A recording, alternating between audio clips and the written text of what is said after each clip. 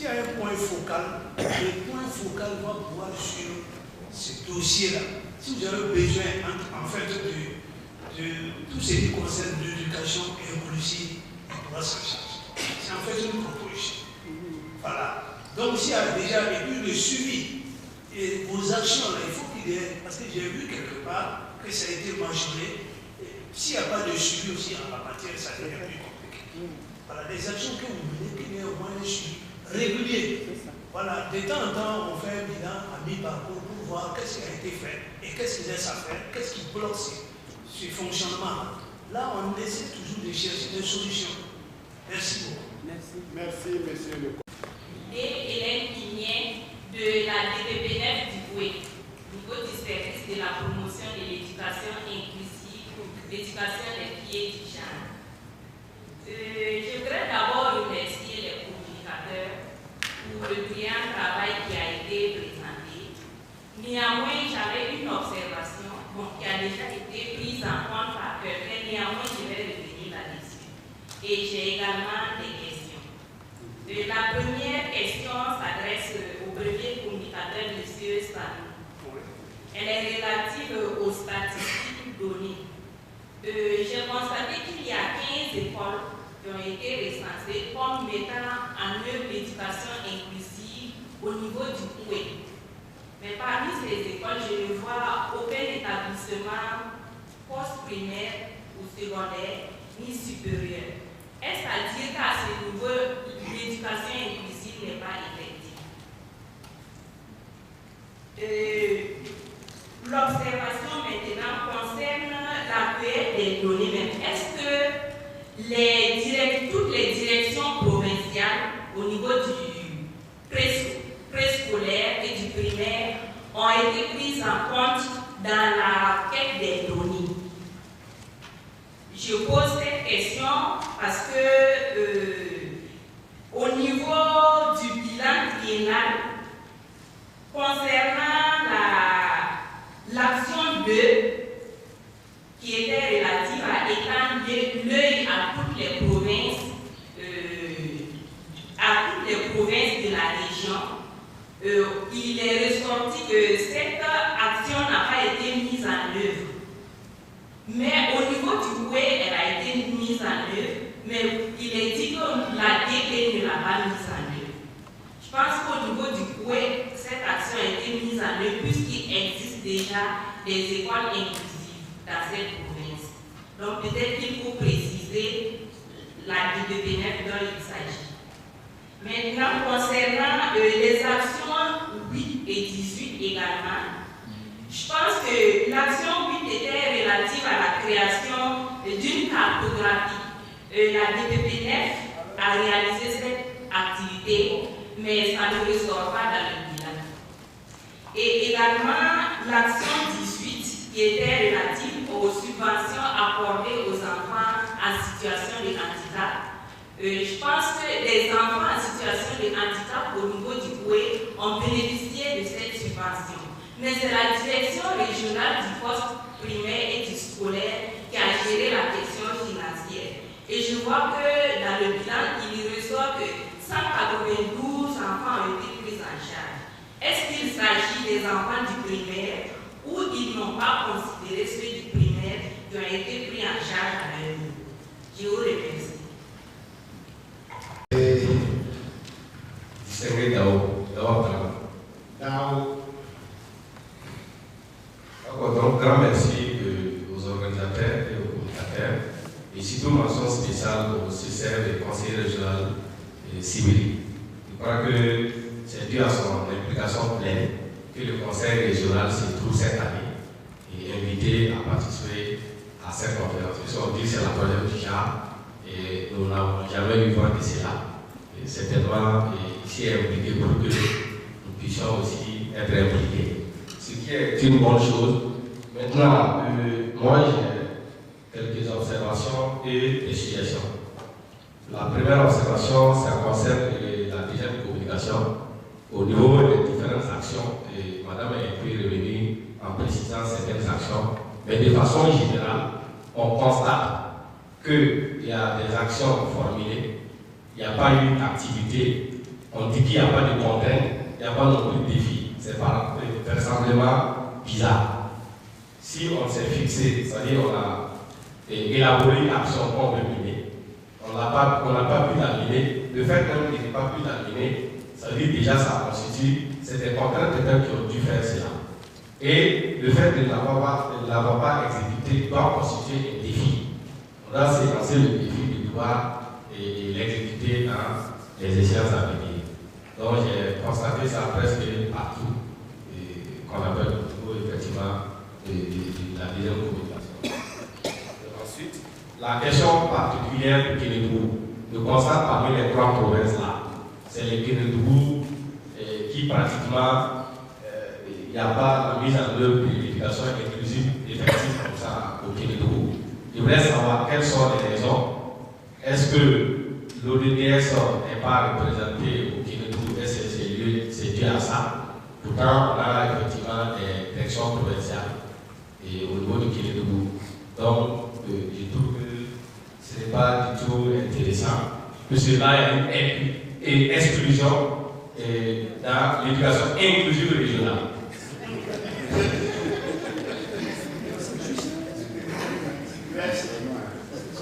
Donc, ensuite, le conseil régional, est-ce que, puisque je constate que c'est peut-être cette année, l'ODDS a approché le conseil régional, je ne sais pas. Si tel n'est pas le cas, si le conseil régional a été approché depuis longtemps, quelle est la part contributive du conseil régional de par le passé, tant sur le plan financier que sur d'autres plans? Ce n'est pas, sauf erreur de ma part, ce n'est pas ressorti. Est-ce qu'il y a eu des appuis financiers ou matériels ou d'autres formes d'appui de la part du conseil régional? Ensuite, on nous a invités, nous, régionaux, qui venons des communes différentes. Je voulais savoir qu'est-ce qu'on attend de nous à l'issue de cette conférence-là pour effectivement l'application effective de l'éducation inclusive au niveau de la région et particulièrement au niveau de nos différentes communes.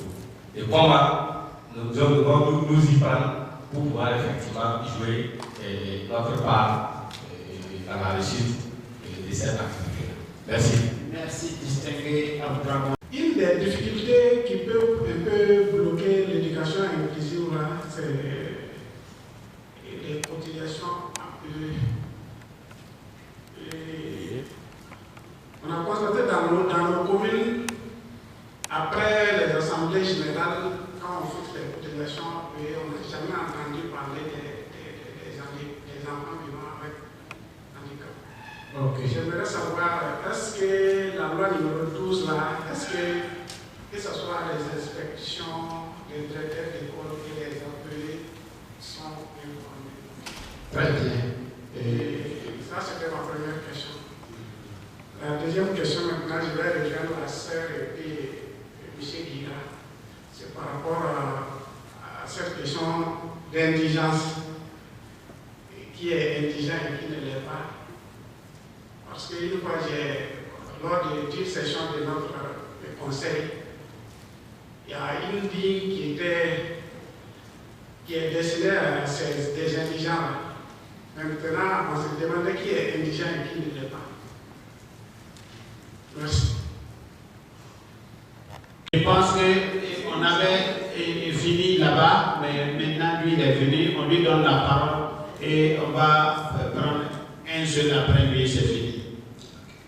Oui, je tiens personnellement à remercier le nom. Sila Alassane Papa. Sila Alassane Papa. Je suis le président de l'association des élèves et étudiants handicapés du Boué. Voilà, je disais que je tiens personnellement à remercier l'ODDS pour l'initiative de la conférence et aussi tous les acteurs concernés, voilà, qui se sont impliqués dans la mise en œuvre de ce plan triennal. Voilà. Ma question s'adresse au deuxième communicateur. Voilà, j'ai vu que lors de sa communication, il a eu à parler des bourses octroyées en tout cas aux élèves et étudiants, et des chiffres même ont été donnés. Et là, je constate que ce sont des bourses qui ne concerne que en fait, les élèves. Voilà, les élèves. Ma question, en fait, c'est qu'en est-il des étudiants, en fait, de l'éducation du supérieur? Qu'en est-il exactement de la situation de la bourse des étudiants? Je vous remercie.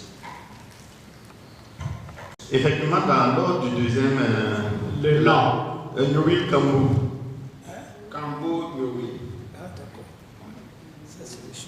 Voilà, j'ai énuméré 7 actions prioritaires qui n'ont pas du tout été exécutées et j'ai rejoint une qui a pris la parole pour dire vraiment ce serait intéressant quand même qu'on connaisse quelles sont les raisons, parce que si on ne connaît pas, s'il y a des contraintes ou des difficultés qui ont empêché la réalisation de ces actions, de ces 7 actions, parce qu'il y a dans les 13 actions, c'est totalement ou partiellement, en tout cas, mise en œuvre. Mais il y a 7 actions où il n'y a pas du tout, même de commencement de mise en œuvre. Donc si on ne cherche pas à connaître quelles sont les contraintes, c'est vrai que le directeur provincial a énuméré une partie des contraintes qui pourraient déjà même être, qui pourraient se ressortir. Mais s'il y a posé un problème dans la projection de la rectification de ces actions prioritaires. Merci. Et au niveau de la... on a dit que la direction régionale de l'enseignement primaire et post-primaire et secondaire n'a pas, dans la première action, n'a pas pu réaliser l'action. Alors que dans l'action 5, c'est ressorti clairement que la direction, cette direction régionale a un répertoire. Alors que c'est au nom de ce même répertoire que certaines directions ont été, en tout cas, répertoriées dans la première action prioritaire. C'est comme si le répertoire du secondaire n'a pas été capitalisé dans la première action. Donc c'est comme si c'est quelque chose qu'on va perdre, alors qu'en ayant un répertoire, ça prend en compte la première action qui dit de créer une base régionale. Puisque dans l'action 5, c'est ressorti que cette direction-là a un répertoire. Et aussi dans les provinces, je pense que ce serait intéressant de préciser toujours la province. Comme nous sommes au niveau régional, si on ne précise pas la province, on dit DPP9. C'est quel DPP9? C'est DPP9 où est, c'est DPP9 Tui, Kélédougou, on ne sait pas. Voilà.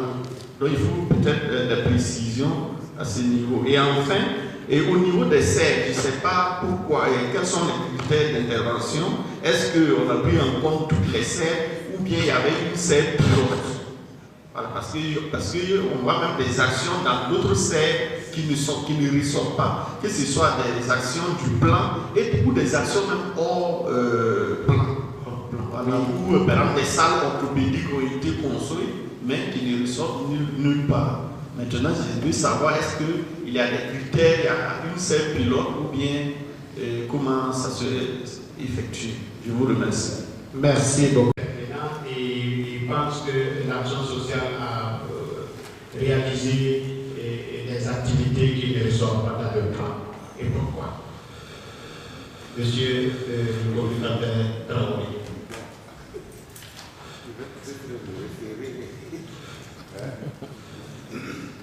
Des clés qui ont été envoyées aux différentes structures avec une lettre d'accompagnement et à laquelle il y avait en tout cas un cadenas à renseigner et à retourner, n'est-ce pas, à l'ONDS. Bon, parce que je sache, est-ce que toutes les clés sont rentrées? En tout cas, c'est ce que nous avons reçu comme feedback, hein? C'est ce que nous avons, ce dont nous avons tenu compte dans le bilan. Maintenant, je vais passer la parole à la sœur Nathalie. Je vais juste aller dans le sens de M. Traoré. Sinon, nous avions renseigné des clés USB. Je pense que nous avons ventilé 22 ou 21 clés. Et au retour, les bureaux, c'est bien ça? 22. Voilà. Donc, les clés qui sont revenues renseignées, on a comptabilisé 11. Voilà. Donc, et le chauffeur est repassé dans toutes les structures qui ont reçu les clés. Il n'y a pas moyen de mettre été mis sur un support dur. Donc, ce que nous avons renseigné dans le tableau, c'est ce qui est parvenu à notre niveau. Il y a une question aussi qui va dans le même sens par rapport aux données sur le tableau du deuxième intervenant. Nous n'avons fait que vraiment renseigner les actions qui avaient des activités. Bon, peut-être qu'il y a des éléments qui nous ont échappé dans la mise en commun. Et comme Mme Inier l'a signalé, nous pourrons après revoir les documents qui étaient à notre niveau pour voir si on n'a pas sauté ou on n'a pas omis des renseignements par rapport à ceux qui nous ont renseignés et de faire la remontée des collectes des données. Merci. Très bien. Et la deuxième question venait de...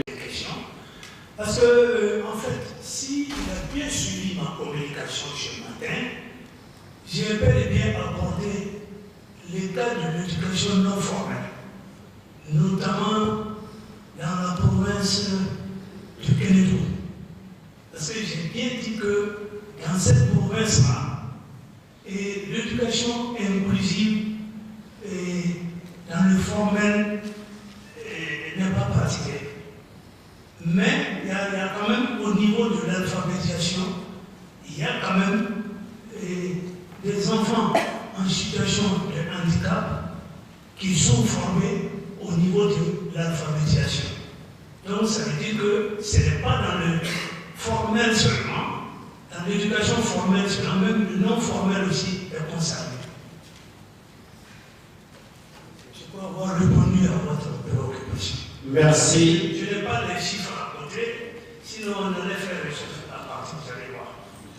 Merci, M. Sambo. Il y a eu des omissions, car eux, à leur niveau, ils avaient réalisé assez d'activités, et surtout en 2019, où il y a eu la formation de 74 personnes. Donc, ils trouvent que toutes les données, ne font pas ressortir les activités qu'ils ont menées. Donc, voilà la préoccupation des liens.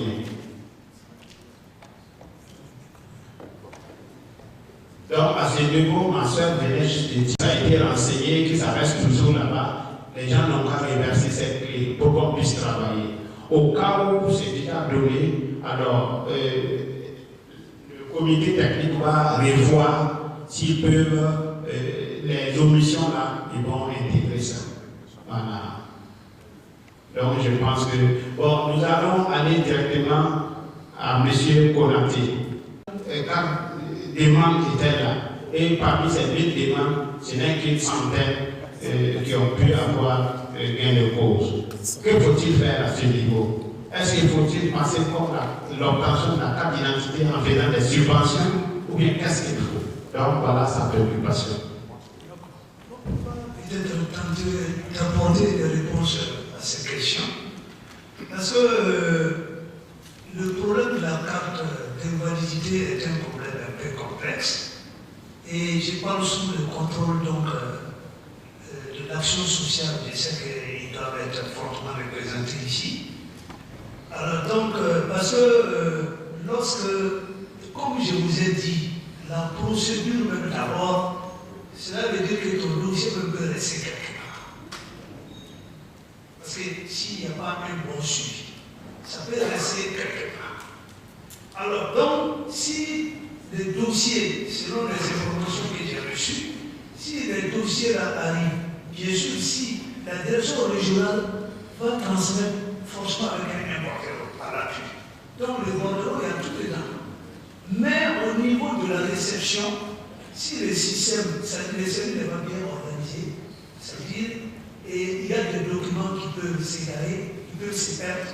Alors si vous avez une photo, on dit déjà 2 photos d'identité.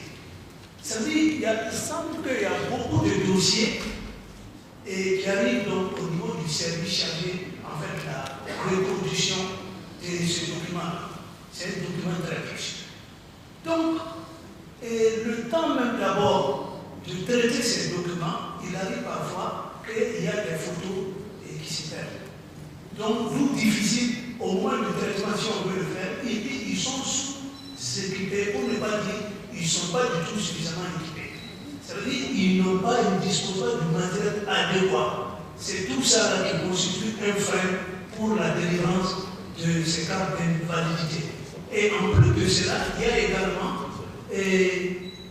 le certificat médical qui est délivré par l'ICP ou en tout cas un médecin.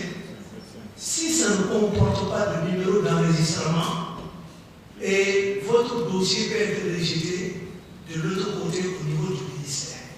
Parce que ça ne comporte pas le numéro d'enregistrement. Voilà ce que je peux donner par rapport. Donc c'est qui suffit. Et puis quand la machine s'écrit, il y a des moments où la machine est en panne, parce que c'est la seule machine. Donc il faut faire appel à des techniciens. Ça peut prendre longtemps. Bon, donc c'est tout ça qui justifie le retard. Voilà. Merci, M. Sandro. Et je peux donner comme explication à ça. Alors, nous allons continuer rapidement avec distinguer Konaté Daouda. Et il s'inquiète que le communicateur serait restrictif et il voudrait une définition qui prendrait en compte beaucoup d'aspects, il me semble. Alors donc, monsieur le communicateur, est-ce que vous avez autre définition ou bien vous voulez l'appui de Konaté pour enrichir votre document? Bon, parce que peut-être qu'il va me donner le document, parce qu'ici nous sommes dans le domaine éducatif. On a bien dit, en matière d'éducation, de l'inclusion scolaire. Donc, on a bien défini ici, et c'est l'ensemble des actions qui concourent à l'intégration. À l'intégration, j'allais dire, des enfants handicapés dans les écoles ordinaires du système éducatif. C'est ce qu'on avait donné comme définition. Donc, nous sommes, l'éducation inclusive ici, là, ne concerne que les enfants handicapés qui sont, c'est-à-dire, le domaine est bien précis.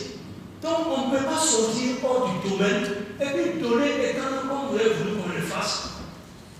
Sinon, l'inclusion, ça peut être, comme vous l'avez dit, ça peut intervenir un peu partout. Ça dépend du domaine où l'on est.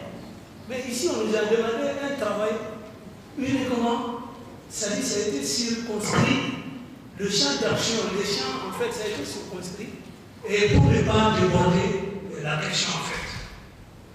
Voilà, donc nous sommes dans le domaine de l'éducation inclusive. Voilà. Donc on ne veut pas qu'il y ait des disparates. On s'est dit c'est une société inclusive que nous voulons aujourd'hui. La vision, c'est-à-dire dans laquelle en fait tout le monde aurait en fait ses opportunités, aurait en fait traité sur le même pied d'égalité sans discrimination. Merci. Merci. Et oui, monsieur. Sensibilisation. Parce qu'à un moment donné, les enfants qui sont. Il y a tous les enfants ne partaient pas dans la même école au même moment, où ils avaient des difficultés pour s'inscrire dans n'importe quelle école. Donc à un moment donné, on a vu qu'il y a des enfants qui sont exclus. Ou bien, on voulait privilégier des écoles spécialisées. Si vous êtes sourd, on vous amène ici. Si vous êtes dans une situation, on vous amène ici. Tout ça, ça sert de l'exclusion. Ça veut dire que, alors qu'à la fin, là, c'est pour vivre ensemble. Donc, il faut qu'on puisse vivre ensemble. Tous les enfants sont censés s'inscrire dans n'importe quelle école. Le fait de pouvoir s'inscrire dans n'importe quelle école, c'est ça qui amène l'inclusion. Donc, tant qu'on n'arrive pas à cela, il y a des écoles, quand vous arrivez, il n'y a pas de rampe d'accès. Alors il y a des enfants qui ont besoin de ces rampes d'accès pour entrer dans l'école. Et ils étaient exclus. C'est ce qu'on veut arrêter. On veut que ça finisse. Et c'est pour ça qu'on parle d'éducation inclusive. Il faut sensibiliser, il faut mettre les moyens à la disposition de tout le monde. Vous savez, il y a les toilettes dans les écoles, tout le monde ne peut pas les utiliser. Alors que les enfants doivent vivre ensemble. C'est depuis l'école jusqu'à la fin de leur vie, ils doivent être ensemble. C'est ça l'éducation inclusive. C'est ce que je voulais ajouter. Merci. Merci. Je demande à l'Auguste Assemblée de l'aider au degré d'indigence. Chaque fois on parle d'enfants indigents, de jouissance de cartes en fonction de l'indigence, mais à quel enfant peut être considéré ou bien quelle personne vivant avec un handicap peut être considérée comme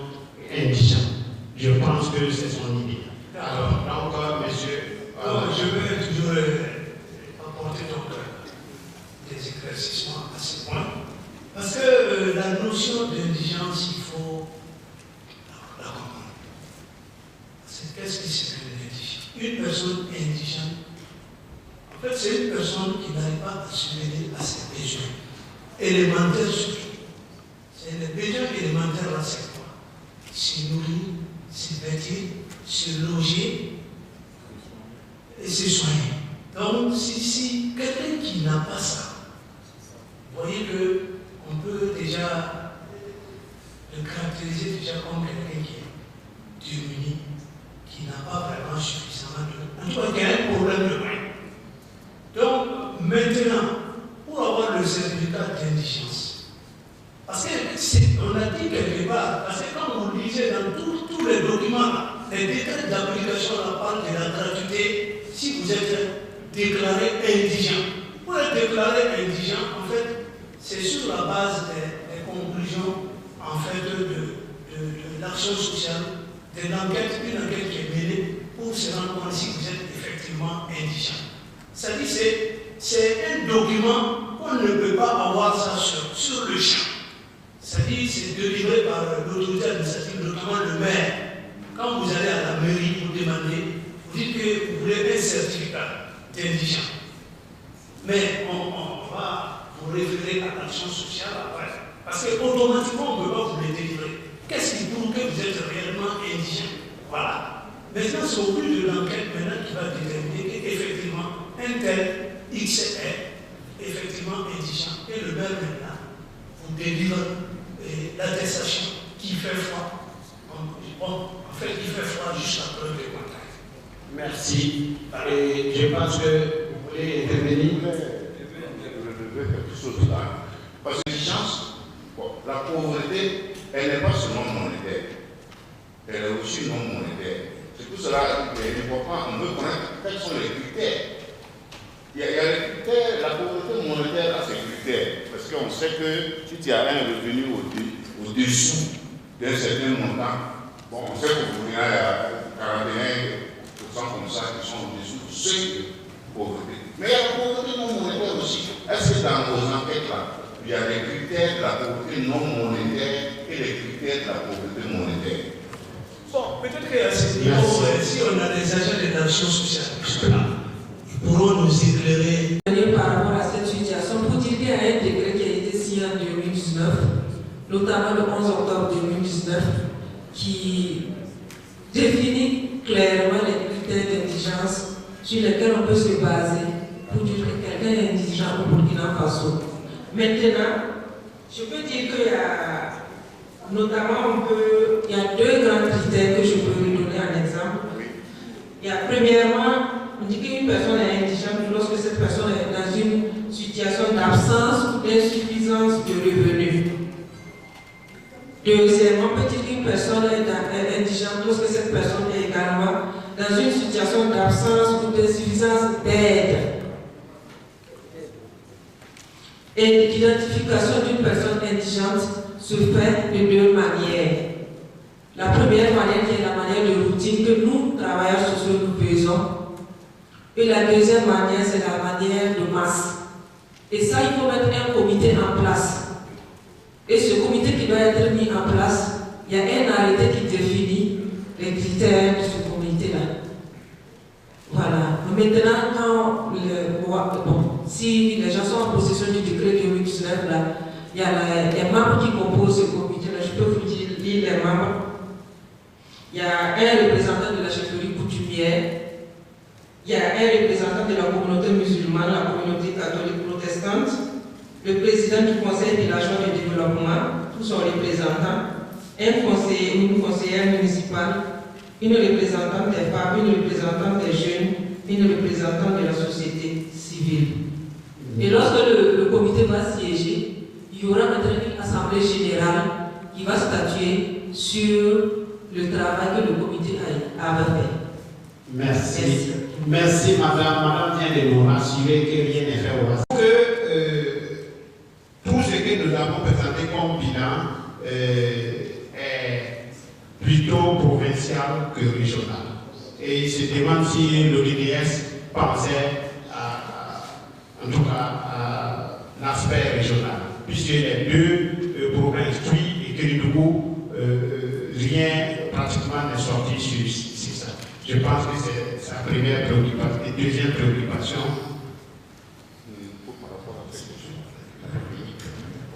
oui, l'autre question est pour ça. D'accord. Donc, et ensuite, il demande, et compte tenu du fait que les types d'handicap sont vraiment multiples, comment on arrive à gérer cette situation-là au niveau des écoles? Est-ce que les maîtres sont préparés pour ça? Je pense que pour lui, il s'inquiète si il y a plusieurs types d'handicap, comment on va faire l'inclusion? D'accord, donc je vais essayer de répondre. Comme vous êtes appuyé par les agents de l'action sociale, par l'action sociale. Et sa dernière préoccupation, est-ce que l'albinisme est un handicap? Il n'y a pas de problème. Bon, je commence par ça. L'albinisme, effectivement, est un handicap. Ça veut dire que, en fait, l'albinisme désigne l'absence partielle ou totale d'une couleur. De couleur, il peut y avoir souvent des pigments au niveau de la peau, au niveau des yeux. Voilà. Donc, il est pris en compte comme étant, en fait, parmi les personnes handicapées. Voilà.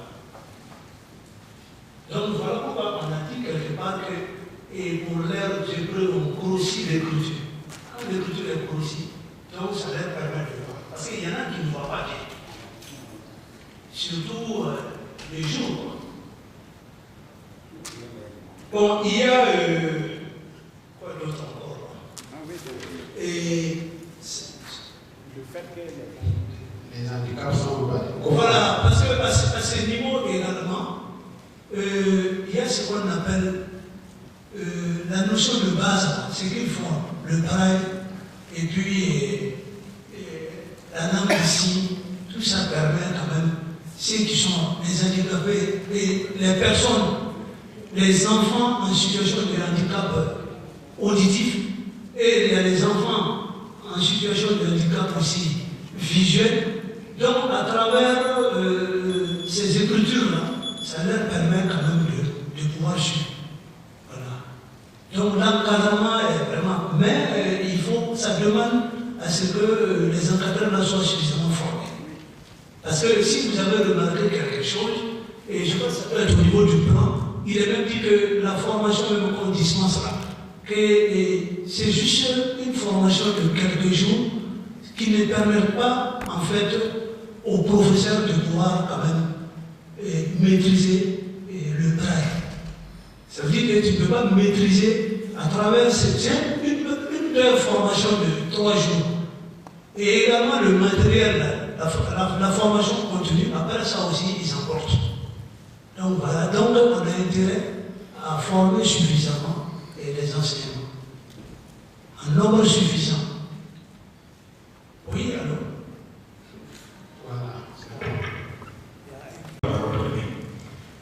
Moi, mon nom c'est Konaté Suleiman.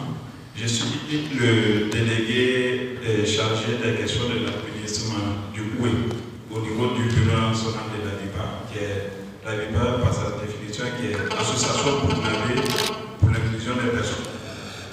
Je suis également le président de la coordination provinciale pour la promotion de l'association handicapée. Sur la question à savoir si l'albinisme est une forme d'handicap, je vais partir d'abord à la définition de l'handicap au niveau de notre pays, qui dit qu'on entend par personne handicapée toute personne qui présente une ou des incapacités physiques, mentales, intellectuelles ou sensorielles. Je m'arrête là. Au niveau de l'incapacité sensorielle, à ce niveau, on peut regrouper les handicapés, les personnes handicapées auditives, les personnes handicapées visuelles, et ainsi que les personnes handicapées qui nous représentent, c'est-à-dire les albinos. Du par le sens que notre handicap d'abord, ça dépend de la peau. La clarté de notre peau est due à une manque d'un pigment qu'on appelle la mélanine. Cette mélanine, c'est le pigment qui protège la peau contre les rayons ultraviolets du soleil. Et c'est ce pigment aussi qui renforce la vision. Donc, dû à l'absence totale ou partielle de ce pigment dans notre corps, c'est ce qui explique notre vulnérabilité vue en fait de, comment on appelle ça, les rayons ultraviolets. Et ceci encore, et par cela, d'autres même disent qu'on a un double handicap, c'est-à-dire qu'au niveau de notre peau et au niveau de la vision. Voilà, merci, c'est tellement... Merci, c'est très clair, c'est bien détaillé. Le handicap vient des barrières sociales et environnementales qu'on place devant les personnes qui ont des déficiences qui font qu'ils se sentent diminués et ne peuvent pas employer leur pleine capacité. C'est ça le handicap. Sinon, on peut avoir une déficience, même si vous êtes en bonne santé, vous êtes un enfant dit normal, on peut vous handicaper. Si vous voulez parler, je me mets à bouiller, on se met à bouiller. Vous êtes mis en position de handicap, non? Donc c'est surtout l'attitude de la société et l'environnement. Par exemple, une école où il n'y a pas de rang d'accès, c'est l'environnement même est un obstacle pour le handicap physique s'il vient. Ou bien. Voilà, donc je crois que la notion de handicap là n'est pas seulement liée, ce n'est pas le fait d'avoir le handicap, mais la déficience. Voilà. D'accord. Merci, inspecteur. Merci. Nous allons continuer très rapidement. Distingué Sambouba Sauvé. Lieu de l'éducation inclusive dans la région des Hauts-Bassins. Et cet état des lieux avait fait ressortir que c'était essentiellement dans le Oué que se pratiquait l'éducation inclusive. Et avant, c'était les écoles privées qui pratiquaient beaucoup plus l'éducation inclusive. D'où l'interpellation de l'ONS pour que l'éducation publique s'intéresse aussi aux enfants en situation de handicap. À l'époque, il n'y avait rien de fait dans le Kérédougou. Même au Tui, c'était, comment j'allais dire, une école, c'était des enfants qu'on préparait en vue de les mettre ensemble avec les enfants dits normaux. Donc en fait, ce n'était pas au Tui, ce n'était pas encore l'éducation inclusive. Pratiquement, c'était le Koué seulement, à l'époque. Comment? D'accord. Oui, on peut dire que l'école était intégratrice, après elle est devenue spécialisée, et maintenant on est à la phase de l'inclusion. Voilà. D'accord, merci. Et monsieur l'inspecteur peut changer, mais pendant que ce qui est notifié dans la loi, tant qu'il n'y a pas une autre loi pour approcher, les termes employés vont rester toujours. Donc, comme c'est déjà compris par l'Assemblée ici, et je pense qu'il n'y a plus de problème là-bas.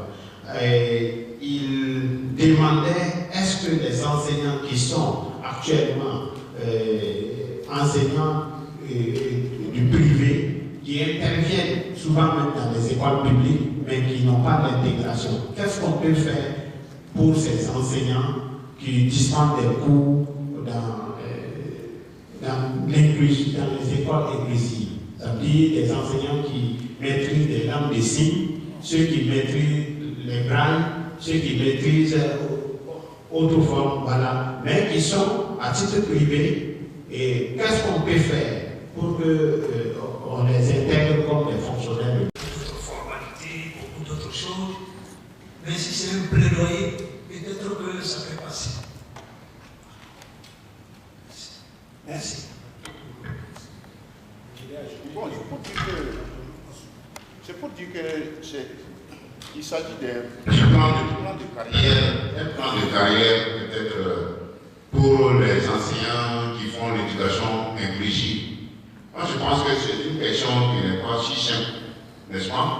Voilà, peut-être au niveau du ministère, moi, en tout cas, l'idée que j'avais, c'est de voir si on ne peut pas faire un certificat d'aptitude pédagogique à l'éducation inclusive. Donc, ça sera comme des sortes de spécialistes de l'éducation inclusive.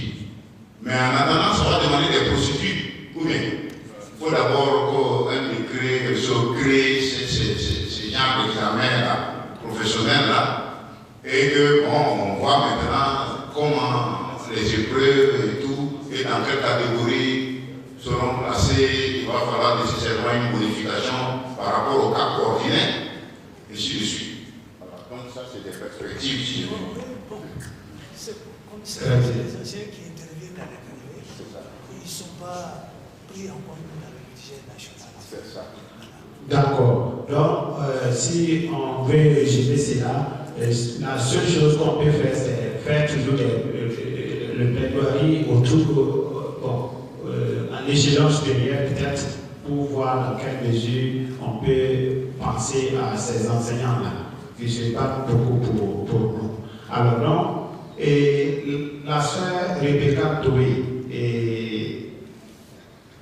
a rapidement parlé des activités non consignées hors programme. Et parmi ces activités-là, elle pense que leur niveau, on devait capitaliser leur quinzaine, comment elle a appelé,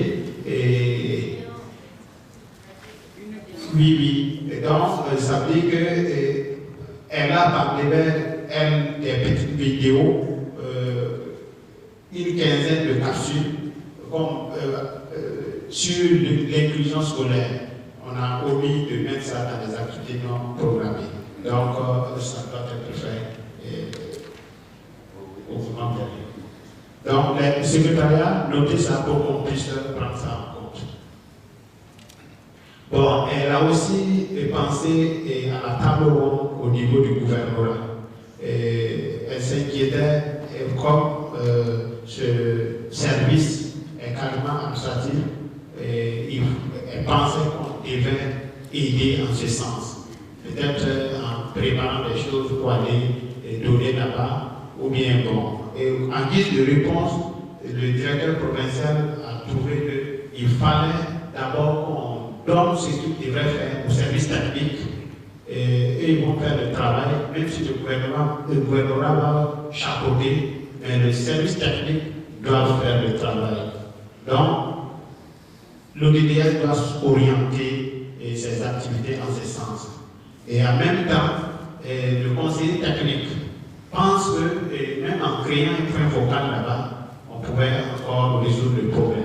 Donc, voilà deux solutions que vous allez examiner et voir ce qui est nécessaire à ce sens. Alors, je pense que Madame Imien a fait aussi des observations. Et elle a trouvé que dans les statistiques, on a parlé de 15 écoles. Et ces écoles, à son avis, ce sont des écoles primaires. Et qu'en est-il du secondaire? Elle veut savoir, est-ce qu'on a pu répertorier des écoles au niveau du secondaire? Oui, mais je crois que si vous avez bien suivi la communication, on a fait ressortir les données du secondaire. Les données du secondaire, les données statistiques. Par rapport au nombre, l'effectif tout par province, les 3 provinces, le Oué, le Tuy et le Kédougou. Ça veut dire que sont pris en compte là-bas.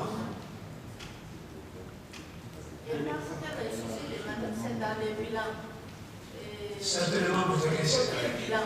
Sinon, nous, moi j'ai parlé de ça. L'université aussi également, on en a apporté. Même si vous voulez, on peut vous donner les chiffres actuellement. Il y a le directeur des études et des statistiques qui représente le président qui est là. Je pense qu'il pourra peut-être intervenir pour vous donner, si vous voulez, davantage d'autres informations. On en a parlé, c'est voilà. D'accord. Et Oui.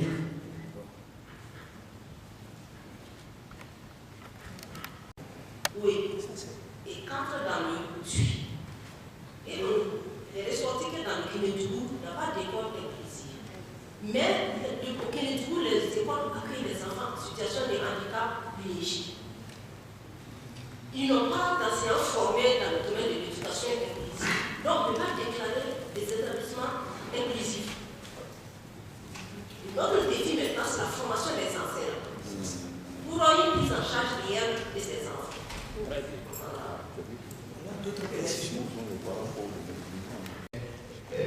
Pourquoi dans les actions, les 20 actions présentées par l'inspecteur, il y a des actions, notamment 7 actions où personne n'a réagi et on ne dit pas aussi pourquoi. Et les difficultés, et on ne dit rien là-bas, il y a bien. Il veut comprendre cela. Et il pensait que le Kénédougou était mis en écart. La dernière intervention doit servir à Dao pour savoir que non, le Kénédougou est pris en compte, même s'il n'y a pas d'école spécialement inclusive. Alors, et les autres questions, je pense que moi-même, je dois donner des éléments de réponse là-bas. Qu'est-ce qu'on attend du conseil régional exactement? Donc, déjà, votre présence ici, c'est déjà important. Ça veut dire que vous allez servir de relais auprès de votre communauté. Vous devez dire là-bas que tous les enfants qui vivent toujours avec un handicap peuvent venir à l'école. Ça, c'est ce qu'on attend de vous. Donc, vous devez être le relais, le porte-parole de l'UDS dans vos secteurs de village. Ensuite, en tant que conseiller, le président a pris l'engagement en tant que partenaire et il a dit que cette activité déjà marque le début d'un partenariat entre le conseil régional et le DDS. Alors, lui, il est le président. Il peut déclarer, mais c'est les conseillers qui vont soutenir dans le budget alors des activités pour le DDS. Vous devez défendre, vous devez créer une ligne budgétaire. Donc voilà ce qu'on attend de vous. C'est pourquoi on a mené l'activité au sein du conseil régional pour que l'activité soit parrainée par le président du conseil régional. Il a bien dit dehors, lui il peut proposer, mais il ne décide pas. C'est les conseils régionaux qui vont décider. Vous êtes tous là. Et la session budgétaire qui vient trouver une ligne budgétaire. Donc c'est ce que le direct attend de vous. Donc, est-ce qu'il y a autre chose? La situation des postes. Voilà, il y a quelqu'un qui a parlé de la situation des postes. C'est Sila vient, mais il y a Thioro d'abord. L'inclusion scolaire, est-ce que les APE sont au courant? Est-ce que les enseignants sont au courant? Est-ce que les inspecteurs sont au courant? Puisque pour lui, on ne parle même pas de faveur au niveau des APE pour ces enfants. Alors que votre loi vient de dire qu'il faut accorder, s'il y a cas d'invalidité et autres, qu'il faut accorder des faveurs. Pour ce qui est déjà accordé, on permet à un enfant d'aller, de s'inscrire partout. Mais est-ce que côté APE, on tient compte? C'est quoi on vous a dit? En fait, les inspecteurs sont au courant. Logiquement, si le texte, on a dit de vulgariser les textes portant sur la protection, la loi 012, en fait. Je crois que quelque part, c'est pas une loi qui. Ça date, hein, c'est depuis. Ça fait 11 ans même que nous avons ratifié. Donc aujourd'hui, on ne devait plus même être à ces stades-là. Parce que si vous n'avez pas la carte, comment on appelle, la carte d'invalidité, et puis vous êtes déclaré indigent, c'est-à-dire l'inscription est gratuite. Vous ne devez rien payer. Mais si vous n'avez pas ça, c'est compliqué. On va vous dire de payer, peut-être. C'est la même chose, il y en a qui disent que quand ils partent à la santé, on leur dit de payer. Parce que il faut qu'il y ait, comme nous l'avons dit, une synergie d'action. On essaie de s'asseoir sur une même table de départ. Clairement, parce que la santé va vous dire, parce que comme c'est un établissement public à caractère administratif ou quoi, je ne sais pas, ils vont vous dire que le manque à gagner qui va venir. Si vous arrivez là-bas, la personne va faire semblant d'ignorer la loi, alors qu'elle est au courant. Donc, merci. Et c'est pour dire à Thiro qu'il n'a qu'à porter l'information là où il trouve que ce n'est pas respecté. Parce que tout le monde, personne n'est censé ignorer la loi. Et c'est la région qui est représentée ici. Nous demandons à chacun d'être vraiment le porte-parole de cette information auprès de la population. Merci. Et oui. Il est formellement interdit d'exclure un élève, qu'il soit en situation de handicap ou non payant de cotisation spéciale. Parce que la cotisation spéciale, c'est pour l'association des parents d'élèves. C'est les partenaires de l'école. On ne peut pas faire de leur cotisation là et faire en sorte qu'un élève ne puisse pas avoir accès à l'éducation. Mais c'est la méconnaissance des tests qui font que les gens se laissent faire.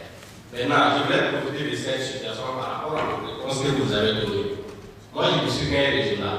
Je ne suis pas un exécutif. C'est-à-dire que je ne suis pas dans le bureau exécutif d'une commune.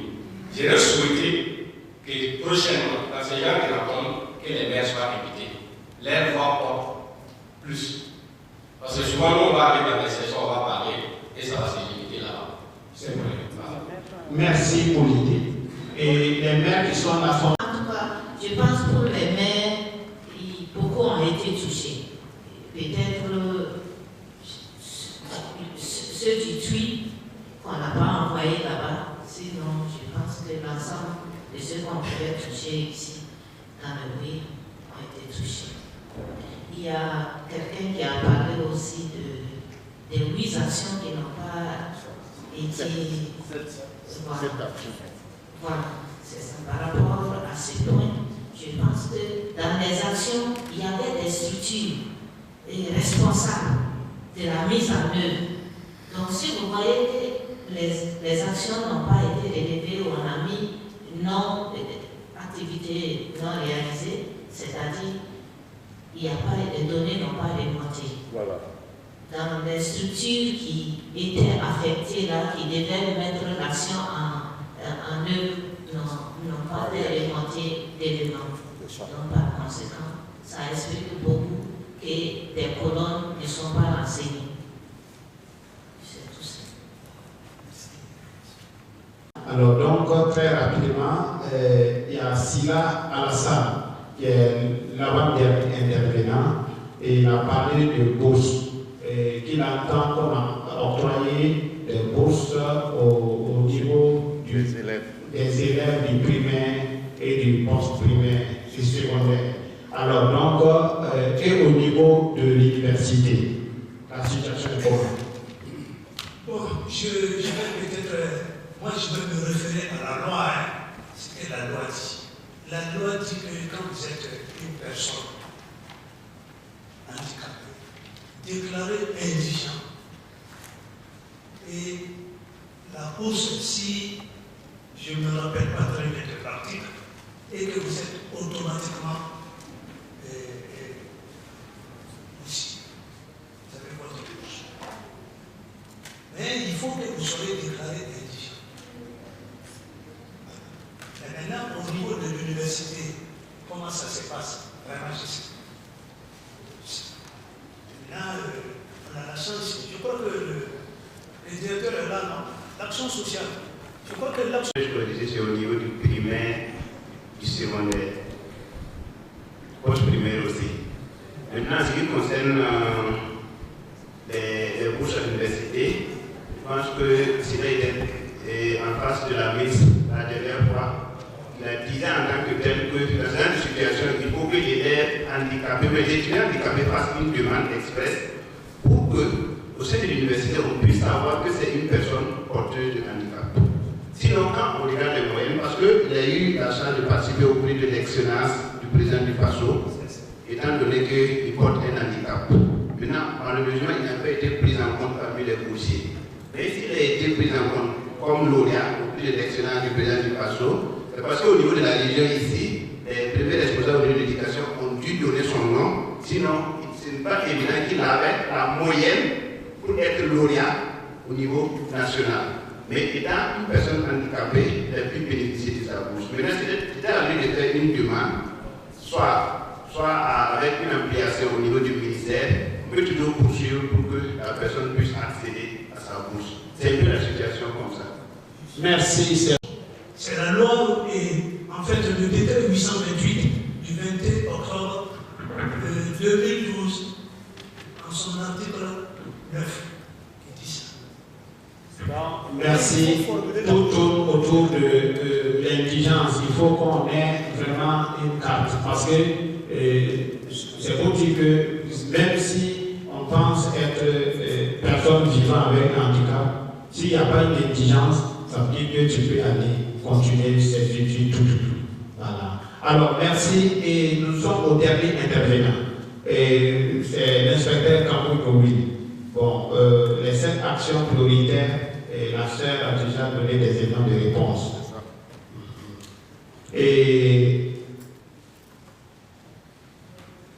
bon, direction répertoire dans les bases de données. Bon, il demandait aussi, est-ce qu'il y a des serveurs ou bien des critères, parce que dans tout ce qu'on a vu, c'est une seule serve qui ressortait à tout moment. Alors, comme élément de réponse, c'est comme ce que vous avez déjà dit, c'est comme les données ne sont pas remontées. Sinon, je pense que vous allez faire comment? Moi, je ne peux pas parler. On eu les documents de remontée, mais les clés ne sont pas devenus avec des éléments. On fait comment? Et cette Bobo n'a pas reçu. Il devait remplir, enseigner. On a demandé version électronique. Les gens ont dû écrire sur papier parce que la clé n'était pas parvenue. Vous voyez? Donc il y a eu quand même des difficultés à ce niveau. Sinon, nous avons. Pour répertoire des bases de données, vous avez des éléments de réponse, c'est ça? Voilà. Donc, je pense que pour les préoccupations des derniers intervenants, c'est fini aussi. Alors, merci à tous ceux qui sont présents ici. Merci pour l'intervention, pour cet échange. Et tout cela va nous aider à vraiment aller vers une inclusion scolaire forte. Et vous avez fait beaucoup pour la région. Vous êtes en train de continuer toujours. Alors, continuez en ce sens, ça va nous aider. Merci et merci beaucoup.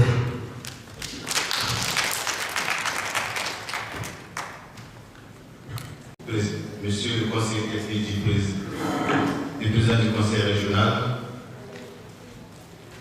autorité administrative, politique, coutumière, religieuse, militaire, paramilitaire, sœur Rebecca, secrétaire exécutif des l'EDS, mesdames et messieurs les acteurs du monde de l'éducation, mesdames et messieurs les représentants des organisations de la société civile, chers membres de l'EDS, distingués invités, mesdames et messieurs, après donc 6 heures d'horloge durant lesquelles nous avons assisté au cérémonial d'ouverture, suivi de communication sur la loi numéro 12 et le bilan de la mise en œuvre du plan d'action triennal sur l'éducation inclusive dans la région de Haut-Bassin, le tout couronné d'échanges constructifs, nous nous acheminons inévitablement vers la fin de la 3e conférence régionale sur l'éducation inclusive dans le Haut-Bassin.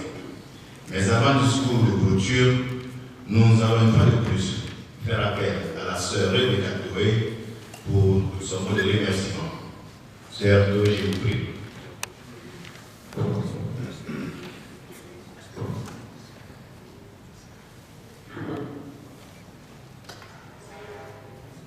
Bon, à la fin de cette cérémonie et de travail, nous avons vraiment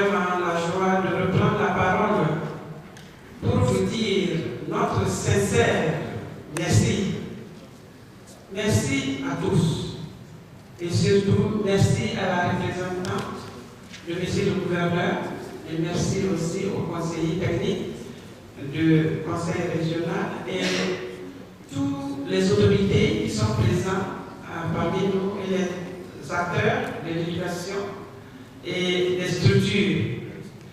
Merci à vous tous pour la présence d'abord. Merci pour la participation. Merci pour la patience. 6 heures, c'est beaucoup. Mais cela veut dire que l'intérêt est important pour cette activité de l'éducation inclusive. Et ce que nous voudrions vous demander, c'est l'engagement de tous. C'est vraiment important que chacune ici présent, acteur, structure, que nous puissions chacun jouer sa partition pour que cette activité puisse, l'activité de l'éducation inclusive puisse être vraiment une réalité dans notre région, que tous les enfants de la région puissent être intégrés à l'éducation, à la scolarisation, pour que justement l'éducation pour tous soit une réalité. Alors, merci, et que vous puissiez retourner chez vous sains et saufs, que le Seigneur vous protège. Après donc ces mots de remerciement de la lutte, c'était sur cette troisième conférence avec le discours de clôture qui sera livré par la conseillère technique de M. le gouverneur.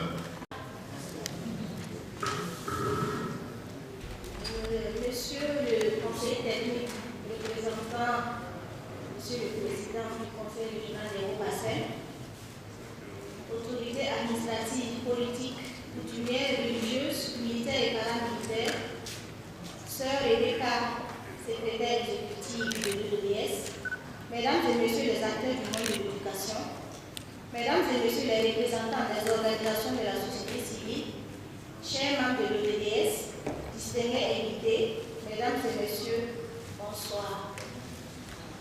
Nous voilà au terme des travaux de la 3e conférence régionale des Hauts-Bassins sur l'éducation inclusive.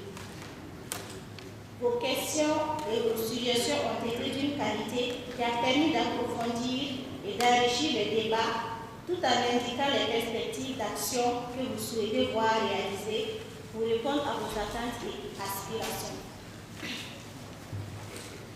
Vos brillantes contributions peuvent être interprétées comme une adhésion à cette conférence et traduisent par ailleurs vos intérêts pour l'éducation, votre intérêt pour l'éducation inclusive. Mesdames et messieurs, chers participants, je voudrais vous solliciter et vous remercier pour le travail abattu et les résultats auxquels vous êtes parvenus. Vous n'êtes pas sans savoir que l'éducation inclusive occupe une place privilégiée dans la politique éducative du Burkina Faso, non seulement à travers le plan de développement stratégique de l'éducation de base, mais aussi la stratégie nationale de développement de l'éducation inclusive. D'ailleurs, comment peut-on atteindre l'éducation pour tous, qui est devenu un défi mondial à l'horizon 2020, si les enfants en situation de handicap ne sont pas pris en compte? En effet, comme l'a justement relevé Elisabeth Zuckman, à propos, je cite, « Ce ne sont peut-être pas des enfants comme les autres, mais comme les autres, ce sont des enfants. » Mesdames et messieurs, chers participants, au cours de cette journée de travaux, vous vous êtes penchés non seulement sur le bilan de la mise en œuvre du plan d'action régional sur l'éducation inclusive, mais aussi sur l'état des lieux de la mise en application de la loi 12-2010 AM du 1er avril 2010, portant protection et promotion des droits des personnes handicapées. Les propositions, les suggestions et les recommandations issues de vos échanges seront examinées avec attention par les autorités politiques, administratives et éducatives de la région.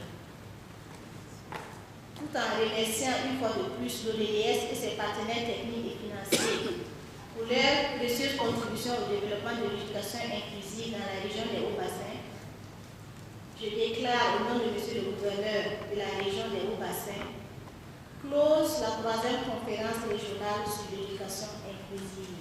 Je vous remercie. Sans ainsi finir cette 3e conférence et rendez-vous est pris prochainement si plaît à Dieu.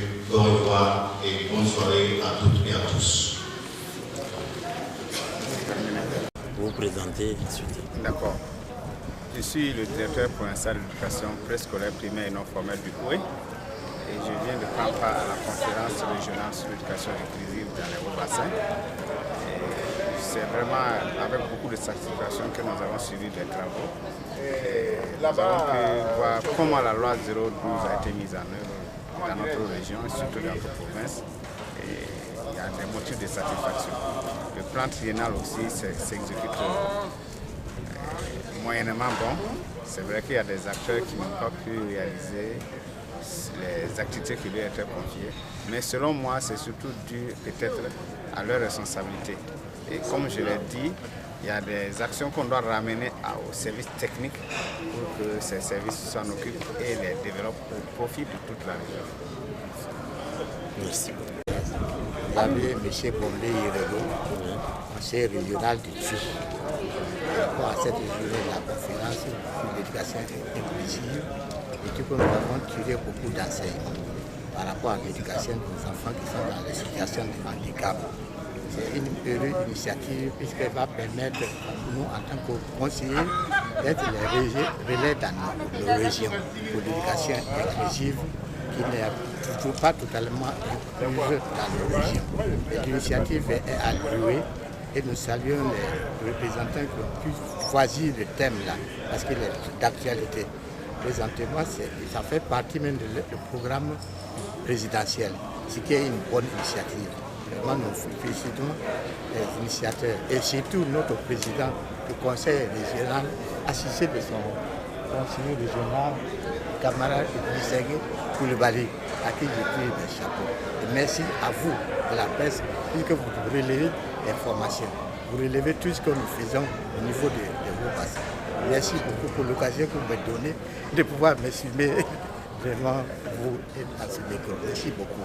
Merci. Traoré Saïdou, je suis le président du conseil régional des associations des parents d'élèves du primaire de Haut-Bassin.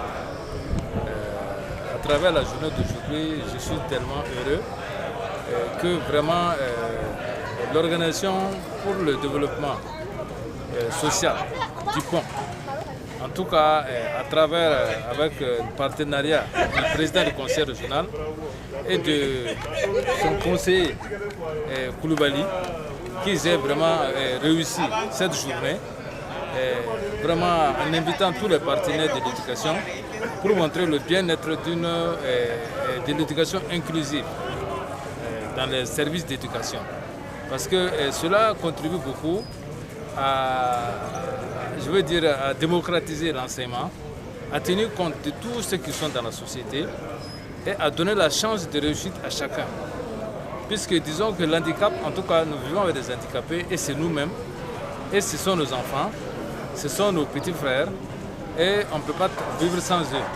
Donc si eux aussi ils arrivent à être éduqués, je pense que la société aura la chance en tout cas d'évoluer encore plus. Donc je n'ai pas beaucoup de choses à dire, c'est de les remercier. Merci beaucoup. Il y a le conseil régional de Dibéra.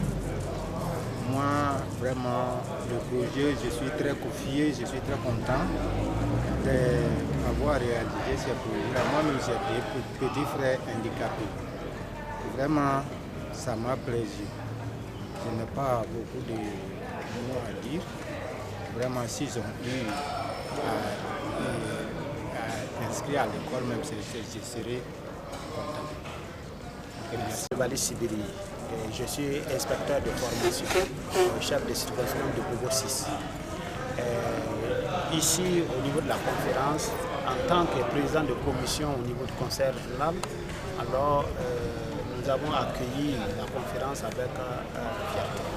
Et les deux autres conférences se sont organisées au niveau de la chambre de commerce. Alors, cette fois-ci, cette conférence a été parrainée par le président du conseil régional. Alors il nous avait instruit en tant que conseiller de veiller à ce que tout se passe normalement. Et ça, c'est l'aspect organisationnel. Sur le plan même de ce qu'on peut tirer de cette conférence, alors je pense que nous sommes satisfaits. D'abord de comprendre que les acteurs clés sont à pied d'œuvre pour mettre en marche la loi 12 portant protection des personnes vivant avec handicap. Ça, c'est le premier aspect. Et la loi a été, en tout cas, on a posé tout ce qui est comme article au niveau de cette loi. On a analysé 7 articles qui portent sur l'éducation inclusive. Et dans ces articles-là, nous avons vu que la mise en œuvre est effective. Alors, quant au bilan qu'on vient de présenter, le bilan est déjà parfait. C'est un bilan terminal, mais un bilan terminal qui ouvre encore la porte à d'autres activités. Donc nous serons contents d'accompagner toujours l'ODDS dans ce sens. Je sais que beaucoup de conseillers régionaux étaient là, ils ont pris part et ils ont la ferme intention d'appuyer en tout cas l'ODDS dans les projets futurs pour en tout cas évoluer dans l'inclusion scolaire. Et notre souhait serait que ça soit effectivement régional, puisque pour le moment tout est concentré au niveau du WE. Et nous pensons que les années à venir, nous allons en tout cas aller vers le TUI et le Kérédougou pour que chaque province ait des écoles inclusives et qu'on sache que dans toute la région, la mise en marche de l'éducation inclusive est une réalité. Merci. Merci beaucoup. Je suis conseiller régional de Haut-Bassin et sers d'histoire chaude. Donc, on a été invité aujourd'hui à la conférence sur l'éducation inclusive organisée par l'ODDS. Donc, qui a fait le bilan triennal de ces différentes activités concernant l'éducation inclusive. Donc, il y a eu des communications sur cette conférence. La première communication portait sur le volet législatif qu'on appelle l'éducation inclusive de Burkina Faso et le bilan effectivement par rapport à la mise en œuvre de ces dispositions juridiques concernant l'éducation inclusive. Ensuite, il y a eu la communication qui a fait le bilan triennal des activités de l'ODDS dans la région sur l'éducation inclusive.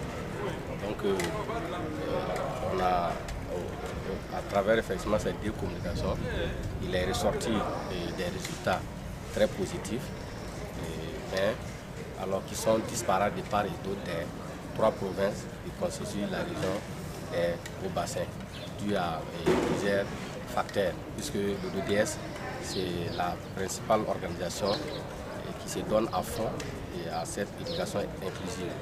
Donc elle a fait savoir qu'elle est limitée par des moyens financiers et beaucoup d'autres moyens, ce qui fait qu'elle n'arrive pas à couvrir toute la région qu'on appelle de façon exhaustive.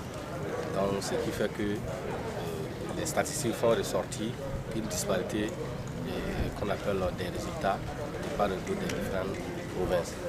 Mais il demande l'appui effectivement du conseil régional qui a pris part à cette conférence de cette année afin que effectivement ils puissent davantage élargir leur action à travers l'ensemble des 3 provinces et apporter des résultats plus probants. Donc c'est ce que nous pouvons retenir effectivement de cette conférence. Nous pouvons dire que ça a été une réussite en termes d'organisation, mais aussi malgré qu'ils disent qu'on dit qu'il y a des insuffisances, il faut reconnaître qu'ils ont fait un travail merveilleux. Voilà. Merci beaucoup.